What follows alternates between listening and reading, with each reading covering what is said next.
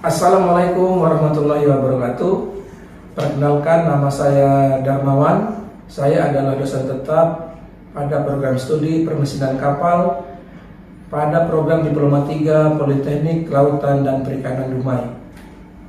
Pada kesempatan ini saya akan menjelaskan mengenai mata kuliah yang saya ampu, yaitu instalasi tenaga kapal. Mata kuliah ini mempunyai bobot 3 SKS dengan rincian 1 SKS teori dan 2 SKS praktek. Mata kuliah instalasi tenaga penggerak kapal ini diberikan kepada taruna program studi permesinan kapal di semester 4. Lingkup materi yang dibahas dalam mata kuliah instalasi tenaga kapal ini meliputi motor diesel, motor bensin, kemudian motor listrik, kemudian mengenai solar cell, kemudian ada gas turbin, selanjutnya mungkin ada sistem transmisi mekanik, hambatan kapal, dan propulsi. Capaian mata kuliah yang ingin dicapai yaitu 1. Taruna diharapkan mampu mengidentifikasi instalasi tenaga penggerak kapal. Kemudian yang kedua, taruna mampu mengoperasikan instalasi tenaga penggerak kapal. Dan yang ketiga, taruna mampu untuk melakukan perawatan pada instalasi tenaga penggerak kapal. Dalam mata kuliah ini, taruna akan diajarkan materi tentang yang pertama jenis-jenis tenaga penggerak kapal, kemudian komponen utama dari instalasi tenaga penggerak kapal, kemudian fungsi dari komponen utama dari instalasi tenaga penggerak kapal, kemudian akan dijelaskan materi tentang gearbox, kemudian poros propeller, dan terakhir materi yang disampaikan adalah mengenai propeller dan jenis-jenisnya. Untuk kegiatan praktik digunakan pendekatan project based learning, yaitu suatu metode pembelajaran yang berorientasi pada penyelesaian proyek, sehingga taruna memiliki pengalaman secara langsung. Melalui metode ini, taruna akan ditantang untuk mengaplikasikan pengetahuan dan keterampilan yang telah diperoleh untuk diaplikasikan dalam kegiatan praktek dan mengidentifikasi kegiatan yang akan dilakukan ketika praktek dilaksanakan. Kegiatan praktek ini dalam proses penilaiannya meliputi 3 aspek. Yang pertama yaitu persiapan praktek 30%, proses praktek 30%, dan hasil praktek 40%. Kemudian nilai mata kuliah akan disampaikan secara terbuka di laman website Sistem Informasi Data Akademik Taruna atau SIDAT yang dapat diakses melalui halaman website sevima.politeknikkpdumai.ac.id.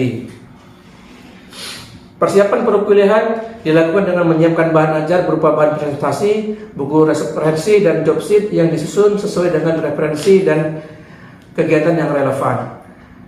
Sebelum melakukan proses pembelajaran, taruna akan melakukan pelaporan kepada dosen, kemudian akan dipimpin berdoa secara bersama-sama. Setelah itu dosen akan melakukan absensi untuk mengetahui kehadiran taruna yang ada di kelas. Penyampaian materi secara ceramah saya sampaikan dengan menggunakan bahan presentasi yang menarik dan tidak membosankan. Berikut akan ditampilkan video pembelajaran secara teori di kelas dan pembelajaran di atas kapal latih KM Takalamungan secara praktik yang dilaksanakan oleh taruna. Selamat menyaksikan. Baik, terima kasih. Assalamualaikum warahmatullahi wabarakatuh. Waalaikumsalam.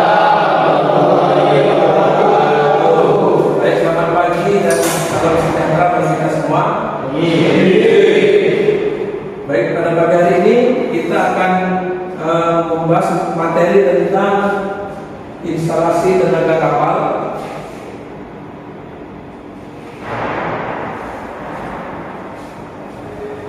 Materi kita hari ini mata kuliah tentang instalasi tenaga kapal. Hari ini kita akan membahas mengenai pertama adalah jenis-jenis penggerak utama sebagai mesin kapal.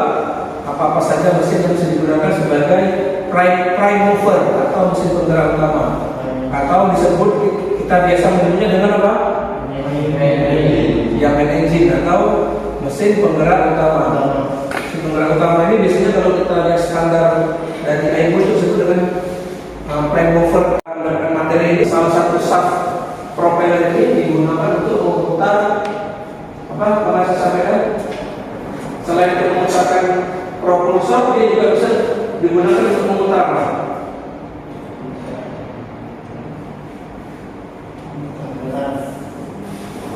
Untuk memutar alternator. Nah, jadi nantinya ada namanya shaft generator. Tentang kapal sudah ocean going, tidak melakukan manuver lagi. Pada kecepatan penuh, full speed, dan koneksikan dengan namanya shaft generator. Nah, ini model-modelnya mungkin kapal ikan yang kecil nggak ada, tapi secara konstruksi kapal ada seperti itu, disebut dengan shaft generator. Nah, kita orang mesin harus tahu ini ada di kapal. Oh, ternyata terbuka panel mainstream pun ada dulu. Maksud dari engine satu komponen utama ini nanti dilambangkan akan berbagai macam. Nanti transmisi ini bisa panjang, bisa pendek, ada yang bisa turun, bisa naik, ada yang bentuknya Z, macam-macam. Nanti saat ini ada yang intermediate, ada yang pakai intermediate, ada yang tidak. Nanti kita akan bahas. Nah, kira-kira seperti ini gambaran instalasi dalam kapal, mesin, mungkin oleh banyak untuk propeller. Kemudian nanti bentuk kapal ini ketika dia terdorong, dia akan memiliki ini yang disebut dengan RT apa ini? R1 RT, hambatan kapal. Dan dalam itu bukan bukan kajian kita di level kita untuk mengkaji berapa yang dibutuhkan blue bus. Apa yang menjadi pertimbangan dalam menentukan itu? Yang pertama adalah space and weight requirement, ruang mesin yang tersedia dan beratnya yang berapa. Kan orang tim konstruksi itu dia akan menghitung itu, berat mesinnya harus sekian. Dengan space ruang mesin sekian, nanti akan ditentukan. Oh, ini bagusnya motor diesel 2 tak, motor diesel 4 tak. Oh, ini pakai nuklir misalnya, yang dulu banyak sistem. Kemudian shift dimensi, ini pertimbangan untuk penggerak tadi. Dimensi kapalnya, kemudian karakter bentuk kapalnya, hambatan kapal itu yang mempengaruhi dalam menentukan sistem instalasi tenaga penggerak kapal. Sekali lagi kita di level operasional tidak, ini cuma untuk pengetahuan saja, tidak menghitung ini, cuma kita perlu tahu bagaimana pertimbangan dalam menentukan instalasi tenaga penggerak kapal ini. Kita lihat tadi baru ada satu pertanyaan ya. Baik, prime mover atau mesin kelompok atau main engine merupakan sumber tenaga utama pada satu instalasi tenaga kapal. Nah, kira-kira nih menurut kalian nih, ada yang bisa bantu jawab nggak nih? Kira-kira jenis mesin apa saja yang bisa digunakan sebagai main engine? Coba ada yang boleh? Tenaga penggerak kapal, diesel Pak. mesin diesel, oke. Gas turbin Pak. Apa? Boleh? Gas turbin. Oh, gas turbin. Ada lagi? Area apa kira-kira? Jenis mesin yang bisa digunakan untuk sebagai tenaga penggerak kapal? Engine. Ya. Diesel engine sudah. Motor bensin Pak. Petrol engine, oke, motor bensin. Ya. Ada lagi? Nuklir Pak, nuklir. Apa? Masih ada nuklir. Nuklir. Oke. Sekarang yang bisa energi terbarukan? Listrik. Ya, bisa menggunakan energi listrik. Baik itu pakai generator ataupun pakai apa? Energi yang gratis misalnya. Surya. Ya, sumber listrik, kemudian tetapi penggeraknya adalah prime movernya adalah apa? Motor listrik. Itulah kira-kira teknologi ya. Bahan bakar juga banyak dimodifikasi sekarang. Ada menggunakan biosolar yang bisa yang bisa terbarukan dan nantinya bisa menggunakan apa bahan sebaca itu alkohol, tidak alkohol, bensin segala macam. Itu banyak energi sumber bahan bakar baru yang bisa renewable energy. Nuklir kita tahu apa nuklir ya, kapal selam, kapal itu Amerika itu menggunakan nuklir semua. Satu kali ngecas nuklir itu 20 tahun kalau udah berjalan tidak menggunakan pengisian lagi. Sekarang itu sumber. Oke, tadi itu beberapa jenis mesin yang bisa digunakan sebagai prime mover atau mesin penggerak utama atau main engine pada sebuah sistem penggerak kapal. Tadi ada mesin diesel, ini sudah kita lihat ya, diesel engine. Kalau kapal petrol engine mungkin kita juga punya kapal kecil itu, mesin bensin. Apa nama kapalnya itu? Kapal yang kecil. Nah itu menggunakan mesin ya, mesin bensin. Kemudian solar sistem, solar cell. Kita mungkin belum ada di sini kapal yang menggunakan energi matahari. Kemudian bisa pakai hidrogen cell, fuel cell, ada gas turbin, ada nuklir. Nah, selain nuklir, biasanya kapal selam ini salah satunya pasti menggunakan apa? Tadi kan ada mesin diesel, motor bakar, motor diesel, motor bensin, ada menggunakan motor listrik. Nah, pada kapal selam itu biasanya ketika dia melakukan penyelaman itu menggunakan motor listrik sebagai tenaga penggeraknya, kan gitu. Ya kalau dia menggunakan mesin motor bakar, dia menggunakan udara juga untuk pembakaran. Seperti yang kita pelajari kan, untuk melakukan pembakaran dia perlu udara. Bisa berempur nanti dengan perlu kapal udara yang akan dibakar. Nah ketika dia perlu untuk menghidupkan mesin motor bakarnya atau mesin diesel untuk bensin, dia akan kapal itu akan melakukan muncul ke permukaan. Oke. Dari mana Kurniawan mendapatkan statement ada mesin penggerak kapal langsung dan mesin penggerak kapal tidak langsung ya? Coba. Kan saya gini buat ini Pak, buat proposal kan.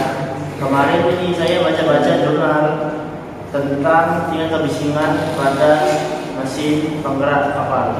Ya. Saya baca ada tuh Pak, sistem penggerak mesin kapal itu secara tidak langsung Pak. Itu maksudnya gimana Pak? Oke, tadi Kurniawan bertanya mengenai mesin penggerak langsung dan mesin penggerak tidak langsung. Dari jurnal dibaca, dia membaca jurnal tentang kebisingan ruang mesin ya. Ya tadi di slide ada juga disampaikan ada namanya sistem penggerak diesel elektrik. Nah, jadi kok dikatakan mungkin sistem penggerak tidak langsung itu berarti salah satu contohnya adalah sistem propulsi atau prime mover yang menggunakan diesel elektrik. Nah, bagaimana ini sistemnya? Berarti motor diesel dia menggerakkan generator, memutar alternator sehingga menghasilkan energi listrik. Kemudian energi listrik ini digunakan untuk menggerakkan motor listrik yang digunakan sebagai tenaga penggerak kapal. Nah, kalau ruang generatornya itu berbeda dengan ruang motor listrik sebagai tenaga penggerak kapal, maka ini juga menjadi pertimbangan dalam menghitung kebisingan itu. Ya kan? Kan kebisingan yang akan kamu baca kan di ruang mesin, ya kan? Nah, sementara di ruang penggerak mesin itu mesin penggerak utamanya atau prime movernya menggunakan motor listrik.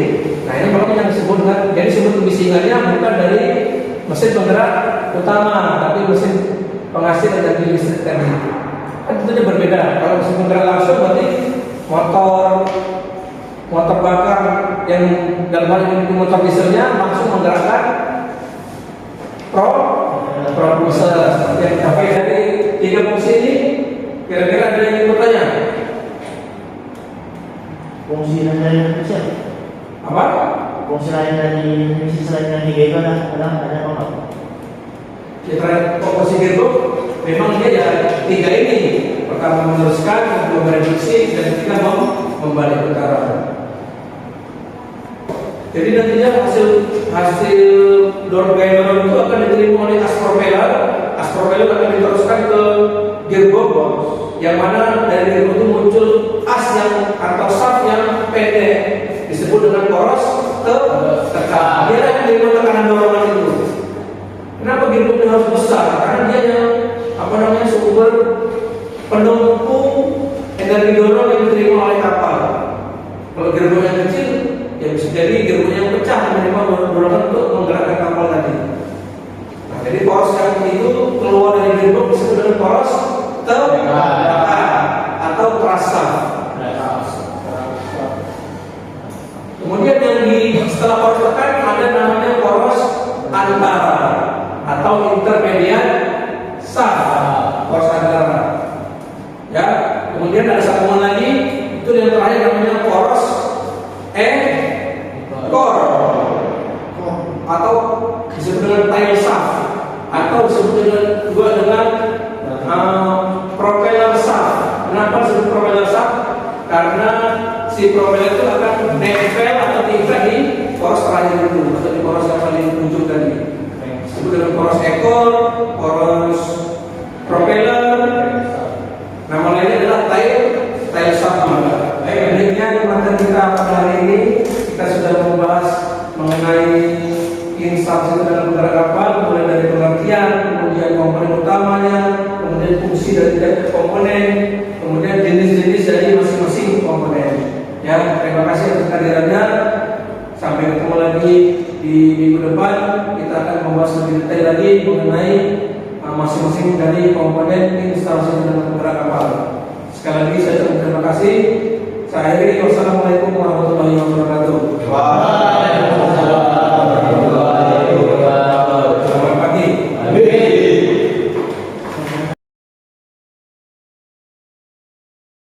Cause in the sky full of stars, I think I saw you.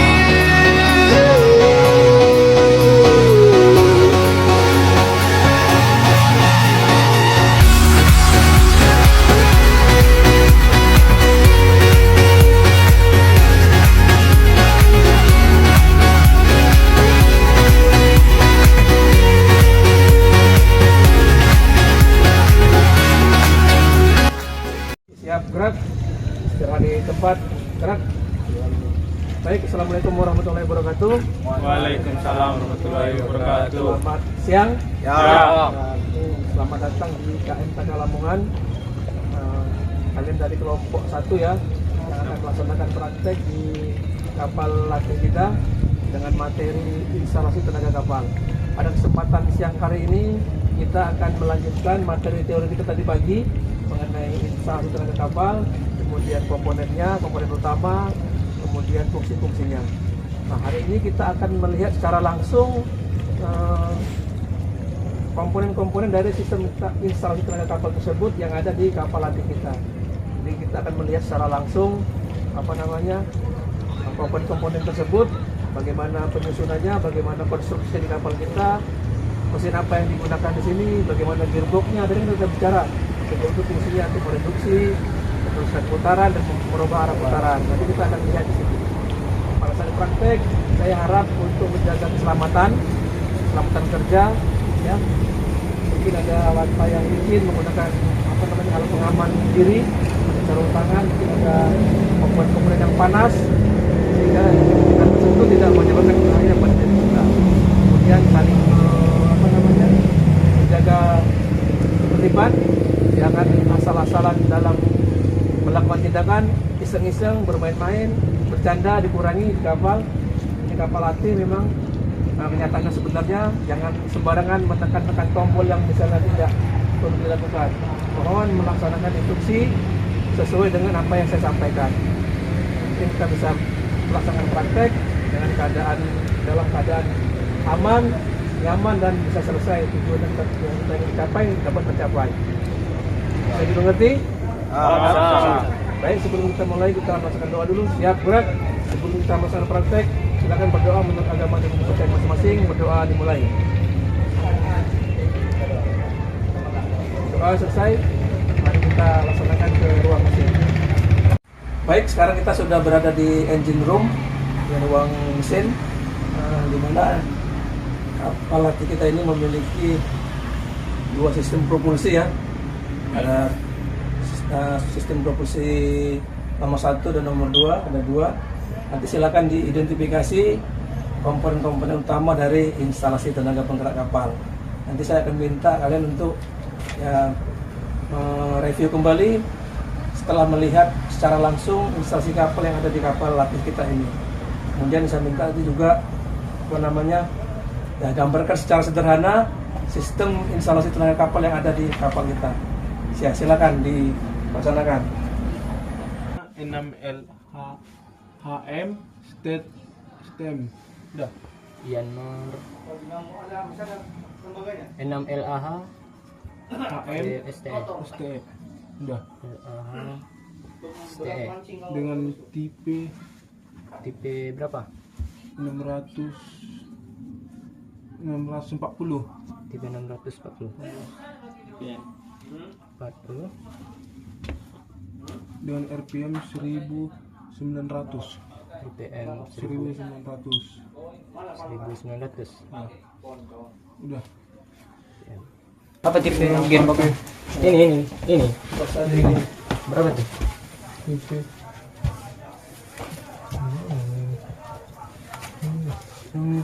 BV 155A. BW Iya. BW 155A. 155A.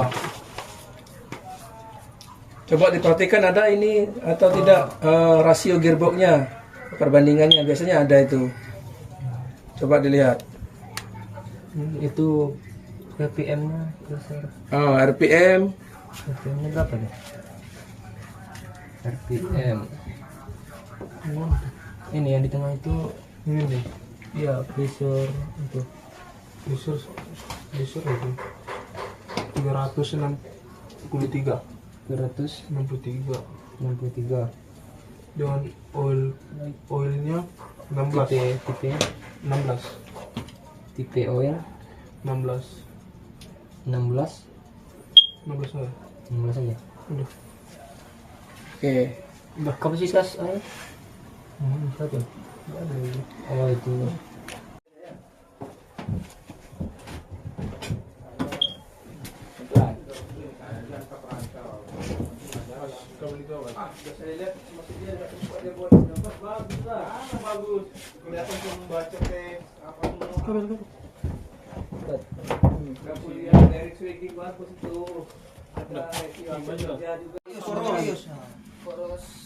Poros tekan.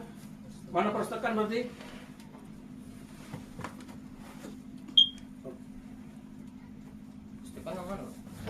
Coba gambarkan komponen sistem instalasi tenaga kapal yang kalian lihat di kapal KM Taka Lamongan ini.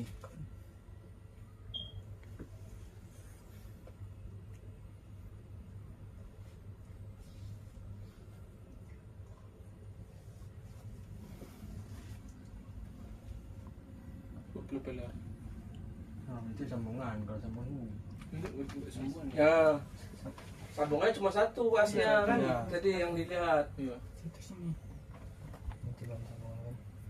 Ini langsung Propeller langsung gini. langsung aja. Gambar bunganya bunga. Enggak. Bunga deh kan. Daun yang 4. Oke, baik, Taruna sekalian, tadi kita sudah ke ruang mesin melihat instalasi tenaga penggerak kapal yang ada di KM Taka Lamongan kita ini. Nah, silakan sekarang saya minta untuk dijelaskan apa yang telah kalian lihat dari sistem tenaga penggerak kapal yang ada di kapal ini. Silakan. Baik, izin Pak, yang telah kami lihat di dalam kapal untuk mengetahui instalasi kapal, berikut ada beberapa komponen Pak. Ya. Komponen yang pertama itu ada main engine, ada gearbox, ada poros tekan, ada poros propeller sama propeller Pak. Oke, untuk detailnya coba dijelaskan bagaimana komponen-komponen utama tersebut secara detail ininya yang ada di kapal kita ini. Untuk detailnya, main engine mereknya Myanmar dengan tipe 6LAH STE dengan RPM 1900 RPM. Berikut dengan gearbox Pak, tipenya SAE 20, olinya 16 liter dan rasionya Pak 1,97 banding 1 Pak. Oh, coba tunggu dulu. Berarti kan sudah kita lihat ya spesifikasi seperti yang kita pelajari di dalam teori tadi. Berarti kapal kita ini memiliki spesifikasi tertentu gitu ya. Iya Pak. Nah, untuk as propellernya, siapa yang bisa jelasin ada berapa tipe as propeller kita yang ada di kapal? Izin Pak, berdasarkan identifikasi tadi, propellernya ada 2 poros. Yang pertama poros tekan dan as propeller. Yang jenis propellernya tipe FPP, fixed propeller. Oh, berarti kan tadi kita pelajari bahwasannya as propeller itu ada 3 bagian. Ada poros tekan, poros antara, dan poros ekor atau poros propeller. Nah, ternyata di kapal kita ini Punya 2 Pak. ada berapa tipe as propeller? Dua, Pak. Poros tekan. 2 ya, ada poros tekan dan langsung poros ekor. Nah, bukan poros engkol. Poros engkol itu poros yang ada di dalam mesin. Poros ekor atau poros propeller. Nah, berarti kenapa dia cuma ada 2? Berarti kan jarak dari main engine ke propeller itu jauh apa dekat? Dekat. Ya dekat, sehingga nggak memerlukan poros antara. Nah, oke, jadi kapal kita ini seperti itu tipenya. Kemudian tadi sudah disampaikan untuk propellernya tipenya FPP. daunnya berdaun tetap, fixed pitch propeller. Jumlah daunnya ada berapa? Kok kita lihat dari buku 4 Pak. Ada 4 Pak. 4 daun baling-balingnya. Ya. Oke, mungkin itu hasil praktek kita pada siang hari ini. Nanti laporan lengkapnya saya minta untuk dibuatkan yang bagus. Ini kan laporan langsung sebagai penilaian kegiatan praktek kalian. Ada pertanyaan lain? Cukup Pak. Cukup, baik. Mungkin demikian praktek kita pada siang hari ini. Terima kasih atas partisipasinya. Mudah-mudahan ilmu yang didapatkan bisa bermanfaat untuk kita semua. Saya Heri, wabillahi taufiq wal hidayah. Wassalamualaikum warahmatullahi wabarakatuh. Waalaikumsalam. Selamat siang. Siang. Demikian yang dapat saya sampaikan mengenai mata kuliah instalasi tenaga penggerak kapal. Terima kasih telah menyaksikan video ini. Semoga bermanfaat untuk kita semua. Saya akhiri. Wabillahi taufiq wal hidayah. Wassalamualaikum warahmatullahi wabarakatuh.